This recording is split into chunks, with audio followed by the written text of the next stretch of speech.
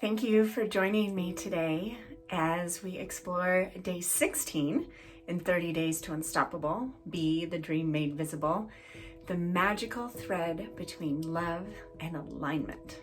I love this. There is a powerful current of energy waiting to fill you up and generate your most authentic personal expression. It has become blocked in your culture because of your state of amnesia.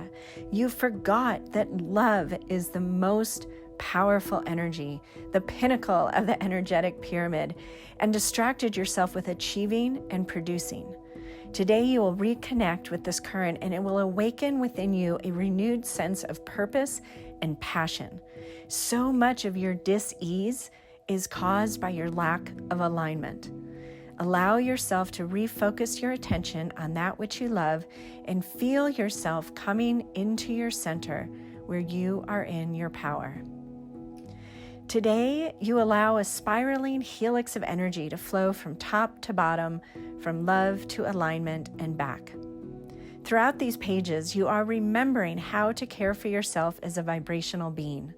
This means that you are releasing the material qualities of life on this planet as benchmarks of success and happiness, and opening up more and more to the energetic qualities of living a joyful, fulfilled, inspired life. The game of life is such that we were initially taught that it was all about, quote, getting to the cookie jar, when in fact, it is all about the process, the journey, how you feel as you move forward, one square at a time through the days of your life. Love is the energy that will bring you into alignment. Alignment is the energy that signals you are in love with whatever you are experiencing. You can try to live in alignment without the energy of love dancing closely next to you, but you would be the first. Connecting this magical thread, this helix of spiraling, glowing energy between love and alignment in your energetic Metatron's cube is infinite and multifaceted, and it is also simple. The connection can be made with one question. What have you always loved to do? What has always captured your attention and inspired boundless curiosity? Who you are at your core, without any input from anyone else, can be reignited by reconnecting to the simple things that you have always loved, even since you were a child. Here's a fun exercise I created to identify my core values, which is another way of re-engaging the energy of alignment. Let's explore your 3 most significant memories. You may want to get out a pen and paper or your journal to write down your answers to these questions. What is your very first memory as a child? Take a moment to breathe into your heart. Feel everything but the present moment melting away. You are a child again. Allow your subconscious mind to offer to you right now your earliest childhood memory. Resist the urge to judge it. Whatever comes to mind right now is perfect. Write this memory down. What is the first memory you have as a young child?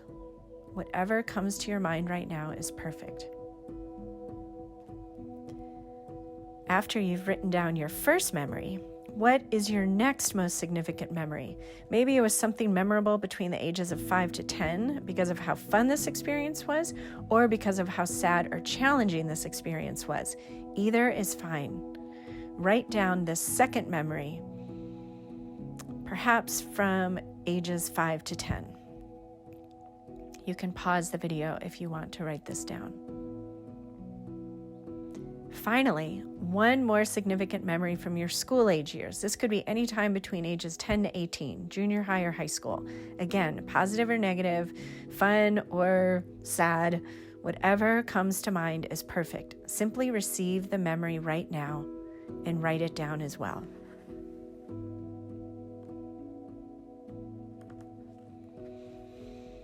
My first memory was putting together the swing set with my dad just before my brother was born.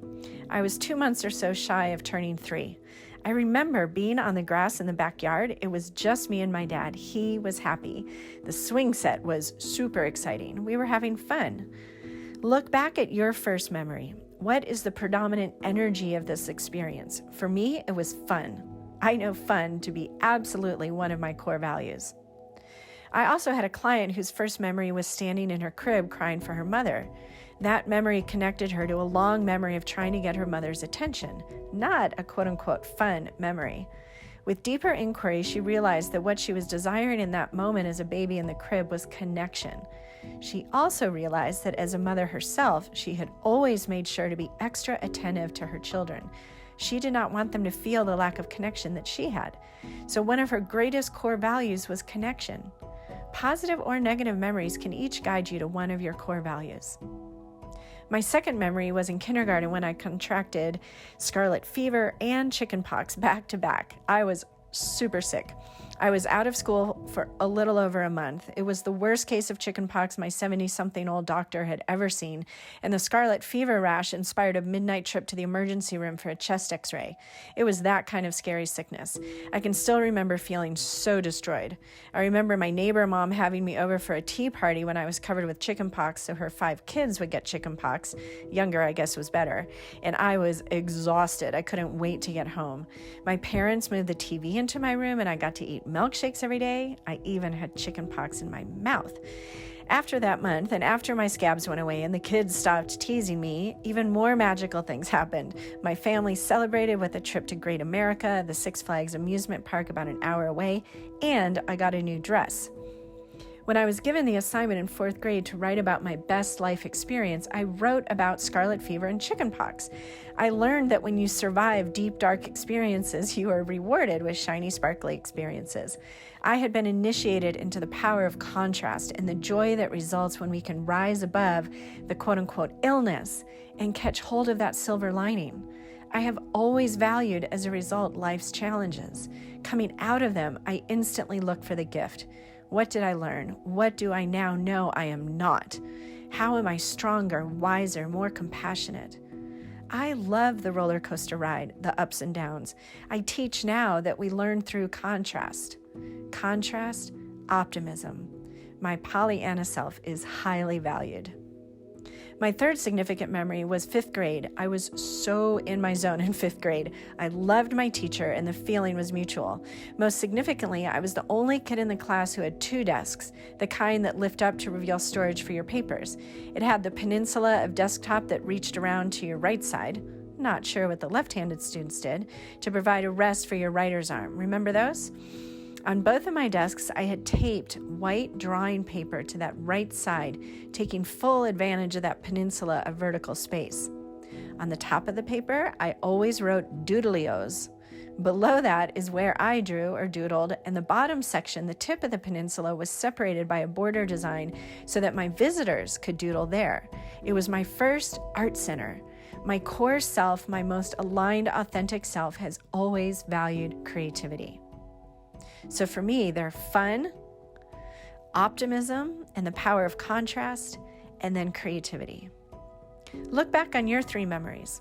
What was the predominant feeling or energy in each one? If it was a negative feeling or energy, what is the flip side of that energy? If you felt abandoned, how do you now value loyalty or being truly present for the people in your life? So take a moment, pause the video, and write down your 3 core values that have been inspired by these memories. Now, here's the super fun part. To nurture this flow of energy between your sphere of love and your sphere of alignment, do more that is in alignment with your core values. For me, it is do more of anything that I find fun, do something different, something that challenges me, something that contrasts my normal, and 3, create something, anything, get creative. When I do anything that is in alignment with those 3 things, I am becoming a vibrational being that has a bright, glowing, flowing, spiraling helix of loving, aligned energy flowing through me and rippling out into the world. It becomes easier and easier to release that which is no longer in alignment and to focus on that which you love. Here is more good news. Whatever is not in alignment in your life does not require your direct attention now. Let me say that again. Whatever is not in alignment in your life does not require your direct attention right now. For example, let's say you dislike your job. It is not in alignment with your core values, to put it mildly, and you need the income right now. Do not preoccupy yourself with how to quit your job. Do preoccupy yourself with as many things that you love that are in alignment with your core values. Fill up your spheres of love and alignment first. Make that your top priority. Then, in however many weeks, months, somehow your job will transform. You will find another one, or you will get laid off and be forced to find something else, or perhaps something will shift at work to make it more enjoyable. Because you will have raised your vibration from doing more of what you love, the job you don't love cannot stay in alignment, and it will have to detach from your vibrational being. I just had a vision of a space station releasing a satellite into space. You know that image? You can almost imagine the switch being flipped and you are looking out the window of the space station. You see the satellite detach and float away effortlessly to find its own orbit. When you nurture the connection between love and alignment, allowing what you love to dominate your attention and time, bringing you into the feeling of alignment, authenticity, and purpose, anything in your life that is not harmonious with those energies will simply detach and float away into space. It's not about fixing, forcing, worrying, or trying. It is about redirecting your attention and intention towards that which you love. In even the smallest tasks of your day, ask yourself, how would I love to do this the most? What kind of exercise would feel the best right now? I said I was going to run each day, but I feel like stretching. Do yoga today for a change. I have chicken out for dinner, but I really feel like pancakes. Make pancakes. I love the scent of lavender. Add lavender to your dish soap or your bath. Dab lavender on your glorious body. Be the union of love and alignment, and watch as those energies expand and expand in your life. And so it is. Thank you so much for joining me for day 16, the magical thread between love and alignment, from the book 30 Days to Unstoppable, Be the Dream Made Visible by myself, Whitney Freya.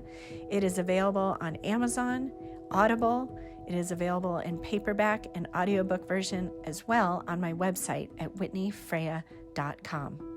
Sending you lots of love today. See you soon. Bye.